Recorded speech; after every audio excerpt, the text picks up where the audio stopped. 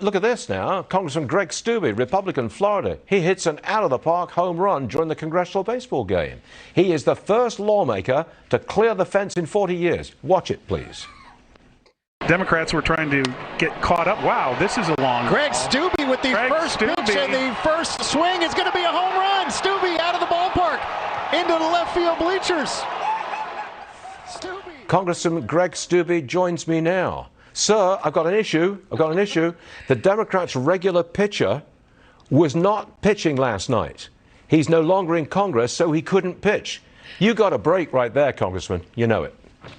Yeah, he's no longer in Congress, and the rules are only members of Congress can play. So I'm just happy that I was able to distract from Joe Biden being in the Republican dugout when I hit that over the fence. Okay, I don't mean to diminish your home run, sir. It was a splendid effort. Case closed. Now, let's get serious.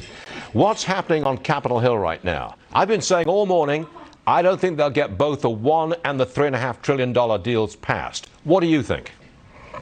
Yeah, I don't think so either. You know, there's reports that progressives are locking down on the $1.2 trillion infrastructure package. So, again, more than 5 no votes on the D side can sink a bill over here. And then you have a lot of moderates who are concerned about $3.5 trillion in spending. And why is a moderate Democrat going to vote for a bill that Joe Manchin has said he's not going to support in the Senate, which means it's not going anywhere in the Senate?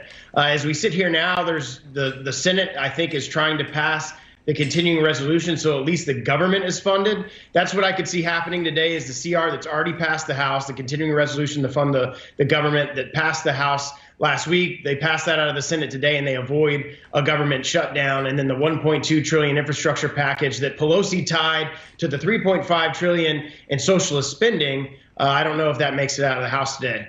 It is possible, of course, that Speaker Pelosi, she is a brilliant tactician in terms of getting the votes together.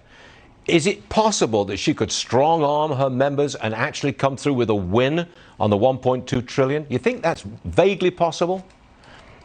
I think if they put the $1.2 trillion on the floor by itself and she didn't make the mistake of tying that to the $3.5 trillion in the socialist spending spree, I would say yes. And that's why a lot of moderate Democrats early on were saying just bring up the $1.2 trillion Senate-approved bipartisan infrastructure package and pass it. Well, she didn't do that. She could have done that right away, and she refused to do that because she tied it to that $3.5 trillion in socialist spending. So I don't. Now that she's tied the two together, I think it's going to be very difficult to get the votes that she needs. She was also on the baseball field last night, frantically making a lot of phone calls. She was on camera several times and making very frantic phone calls. I imagine trying to, just like you said, strong arm some of her members into voting for these bills. But if the Senate's going through with the CR to fund the government and they get that done, I don't see how the other 2 bills pass today. It's fascinating. It really is. Greg Steube, congratulations on the home run. Come back and see us real soon. Thank you, sir. Appreciate it.